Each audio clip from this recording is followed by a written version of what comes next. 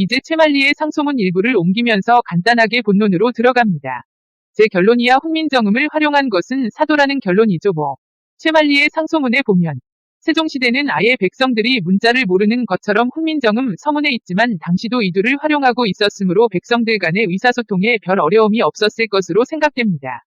게다가 이두는 한자를 이용하는 글이었으므로 한문을 쉽게 알게 되는 효용도 있는 것이었습니다. 최만리 상소문 일부 옮깁니다. 여기 역사날조를 꿰뚫어보는 최만리의 해안이 있습니다. 그냥 최만리의 상소문이라고 하니까 그저 한번 읽고 지나갈 수도 있겠지만 날조 역사를 관찰하는 분들이라면 최만리의 글이 폐부를 찌르는 비수와 같다는 생각을 할 것입니다. 1번을 보면 이두를 사용하면 한자를 알아야 하므로 이두를 배우는 것이 학문의 발전에 기여한다는 것입니다. 훈민정음 서문에서 세종은 백성들이 니르고저 홀빼가 있어서 문자를 몰라서 제대로 못하는 놈이 많다고 했지만 그 이야기는 거짓이라는 것을 알게 해주는 것입니다. 관에서도 이두문을 사용하며 백성들은 이두를 사용하면서 한문을 알아가게 되니까 실제 한글을 전용할 필요가 전혀 없었던 것입니다. 2번을 보시면 최만리가 또 증거합니다. 문서 사용에 있어서 아무런 장애가 없는데 왜 훈민정음을 기어코 사용하려고 하냐는 겁니다. 세종의 주장과 전혀 다릅니다. 당시 백성들은 니르고자 홀빼를 자연스럽고 간단하게 충분히 표시하였던 겁니다. 3번에 충격적인 것이 나옵니다. 언문과 한문이 둘로 갈라져 관리도 백성도 양극화로 치닫는다는 것입니다. 이것은 중요한 차관으로 나라와 백성이 둘로 갈라져 버린다는 것을 의미하는 겁니다. 4번이 최만리의 해안이 번뜩인 내용입니다. 언문만 쓰면 수십 년 후 성현의 문자를 몰라서 담을 쌓고 사는 현상을 만들게 되므로 언문에만 능숙하면 뭐에 쓰겠냐는 겁니다. 이것이 날조 역사의 속성을 꿰뚫어 본 것입니다. 한글 전용으로 한문을 모르게 되면 고래의 서적과는 담을 쌓고 살아가게 되는 것은 자연스런 이치입니다. 앞에 제가 등산 이야기를 예로 든 것처럼 그렇게 되면 역사를 날조하는 분들이 한많은 무수한 오역과 의도된 날조 번역을 통한 한글로만 된 서적을 볼 것이고 그렇게 되면 진실된 역사를 모르게 될 것이 분명하므로 책을 억만 권을 읽어도 아무짝에도 쓸모없는 아니 오히려 날조 역사를 두둔하고 신봉하는 가짜인간 좀비들만 양산하게 되는 것을 이미 최만리가 꿰뚫고 있었던 겁니다. 5번을 보면 언문으로 학문의 수준이 떨어질 것을 생각하면서 새 것을 좋아하고 옛 것을 싫어하는 것이 고금의 우환이라고 하면서 옛글을 읽지 못하게 되는 상황을 우려하고 있는 것을 볼 수 있습니다. 최만리는 언문, 훈민정음이 역사날조를 시도하고 있다는 것을 꿰뚫어 본 것이라고 생각됩니다. 당시 우리나라 역사서적은 대부분 한문이나 이두문으로 만들어져 있을 것이 분명할진데 그런 상황에서 훈민정음을 쓰게 하면 한문이나 이두를 모르게 되어 역사서적을 읽지 못하게 됩니다. 그렇게 되면 자연스럽게 새롭게 만들어지는 서적들, 이시조선 조정에서 자신들의 정통성을 주장하는 글만 읽을 테니 백성들이 올바른 역사의식을 가질 수 없게 될 것은 자명한 것이고 진실된 역사를 알 수도 없게 되는 현상을 만들 수 있는 것입니다. 훈민정음의 역할이 그런 악력을 막고 있었던 것입니다. 이렇게 말하면 단편적이라고 생각할 수도 있을 것이지만 세종 때부터 시작된 금서의 수거령을 생각해 보시면 간단합니다.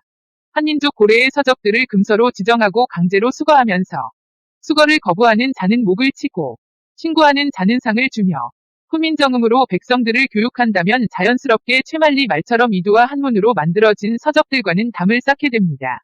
날조와 세뇌가 이렇게 간단합니다. 최만리는 일견 사대주의자, 골수 성리학자로 보일 수도 있지만 그렇게만 볼 것이 아닙니다. 상소문 내용 중 일부를 더 보면 이 내용은 최만리는 세종이 언문으로 한민족의 풍속을 바꾸려 하는 것을 미리 알고 말하고 있는 것이라 생각이 됩니다. 훈민정음을 만든 후 섬강행실도 등의 유교 윤리를 강조하는 서적들을 출판하는 일들이 벌어졌다는 것은 최만리가 우리 한민족의 풍습이 완전히 변할 것을 알고 강력하게 반대하고 있었다는 것을 알 수 있게 하는 것이죠. 훈민정음 사건으로 지편적 학사들 여럿이 감옥에 가고는 했지만 그 후에 모두 복직이 됩니다. 하지만 최만리 한 사람만 기록에 나오지 않습니다. 이것의 이유는 아마도 최만리가 세종의 아픈 곳을 건드렸기 때문이 아닐까 하는 생각이 듭니다. 세종은 훈민정음을 통해서 한민족의 역사와 풍습을 완전히 바꿔놓았던 것이죠. 역사란 알고 보면 선인 듯 한 것이 악이고 악인 듯 한 것이 선이라는 역설의 법칙이 있습니다. 날조 역사기 때문에 그와 같은 법칙이 생기는 것이죠. 날조라는 것이 속된 말로 거짓말과 속임수라는 뜻 아닙니까? 훈민정음이 만들어지는 것이 왕도 정치를 추구하는 의지에서 나오는 것이라고 착각할 수 있었지만 실제는 그 활용에 가서는 역사날조를 위해 만들어진 것은 그 근본 의지에서 달랐기 때문입니다. 이 시 조선은 정통성이 없었기 때문에 세종은 그러한 문제에 고심을 했고 그 결과 정도에서 벗어나는 일을 하게 되는 것이죠. 대학에 보면 세종이 추구하는 왕도 정치에 대한 문구가 나오는데 그것을 살피면 훈민정음에 왜 사도로 가게 되었는지 알 수 있는 이유가 있습니다. 고지 용명명덕어 천하자는 선치기국하고 육치기국자는 선제기가하고 육제기가자는 선수기신하고 육수기신자는 선정기심하고 육정기심자는 선성기위하고 육성기위자는 선치기지하니 치지는 제경물하니라.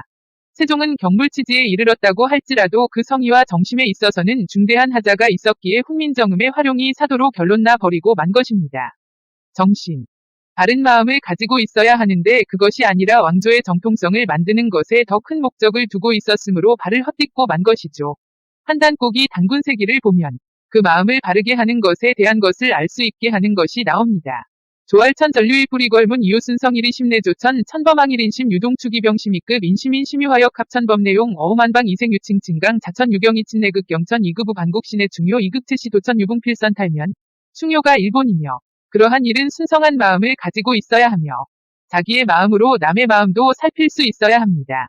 그런데 나의 마음을 남에게 적용하려고만 하였고 그러한 원인은 자신의 목적에 따른 것이었으니 참된 마음에서 벗어나 인을 잃게 되는 것입니다.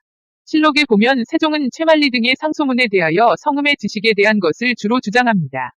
그러면서 백성이 사용하기 편하게 해주기 위한 것이라고 반복적으로 주장하고 있는데 사실 백성들은 쓰던 것을 그대로 쓰는 것이 더 편하죠.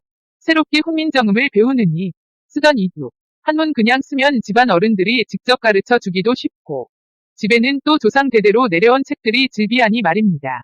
최만리는 훈민정음을 역사날조와 한민족 전통문화 파괴로 보았던 겁니다.